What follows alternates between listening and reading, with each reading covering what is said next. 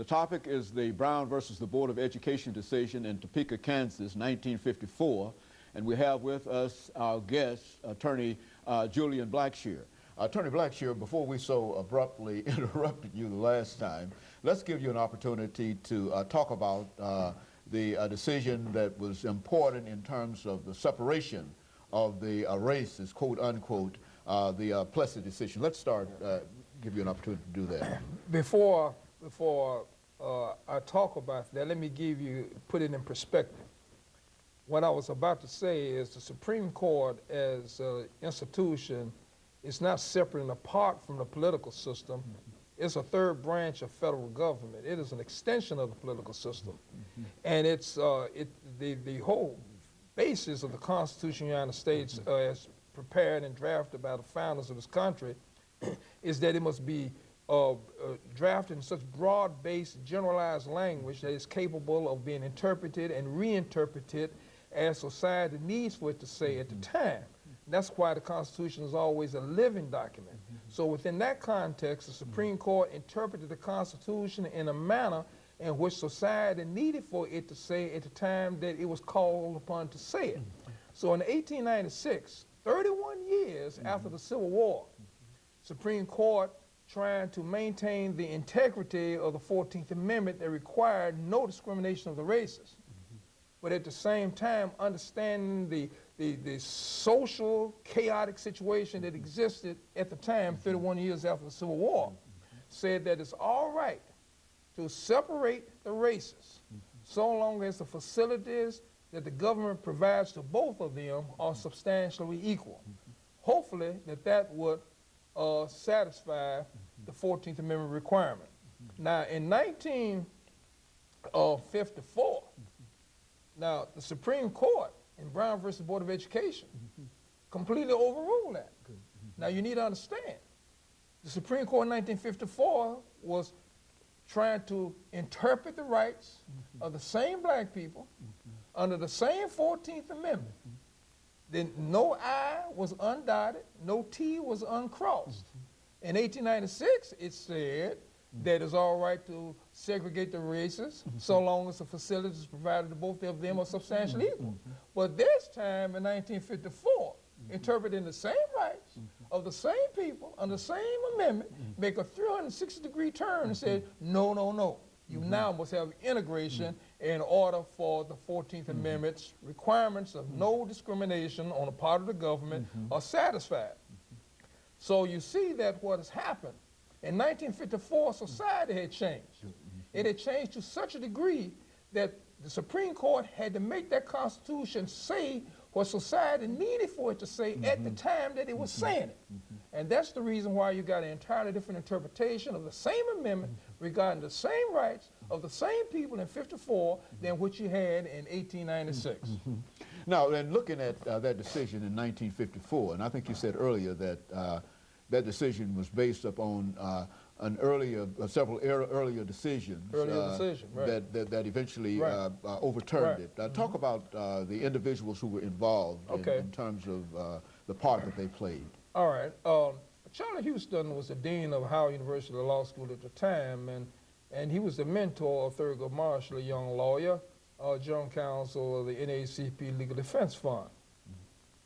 And the theory is that what factors are you using to determine whether the facilities provided by the states are substantially equal? Here you had Painter that was trying to go to University of Texas Law School. I mean, Sweat was trying to go to the University of Texas Law School, and they refused to do that because Texas said, well, we got a law school for the colors over there, which we now know to be Texas Southern.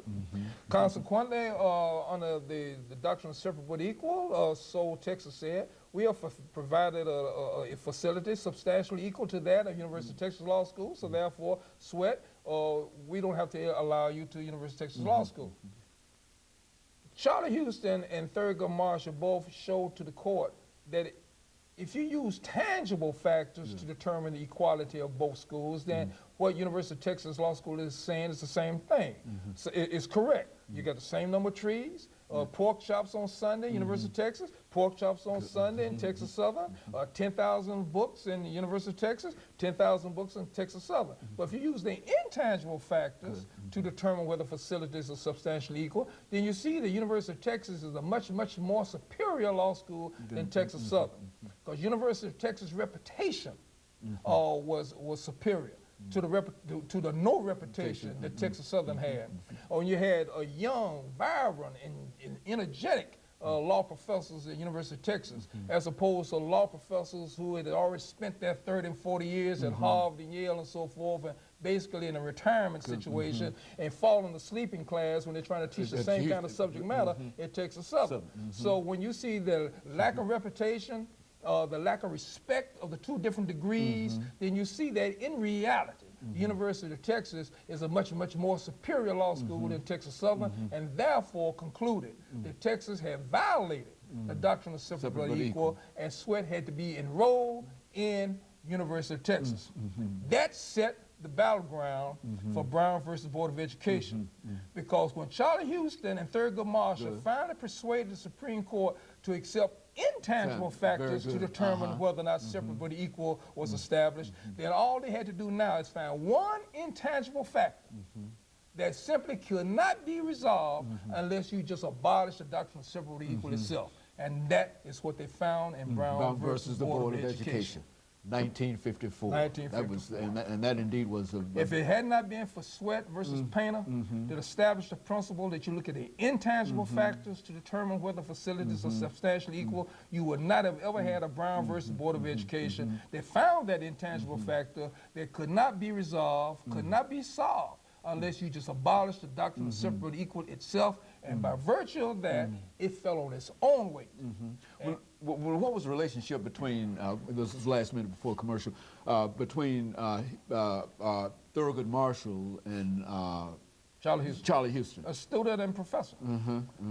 Charlie Houston was the dean of law school at Howard University. Actually, he graduated from white law schools and white undergraduate schools, but he offered his talent and expertise to Howard University. Along with the various young law students and so forth, prepared all the briefs, did all the research, and came up with all the theories. That's the backbone behind that whole decision. Very good. And of course, we're getting ready, Attorney Blackshear, for our second commercial break. And after we come back, we'll have about 6 minutes. Sure. And then we'll give you an opportunity, perhaps, to say something about segregation as it existed in the southern parts of the United States, because I think that that is one of the things that people generally associate with Brown versus the Board of Education. And of course, we'll be back with our audience following this very, very short commercial break.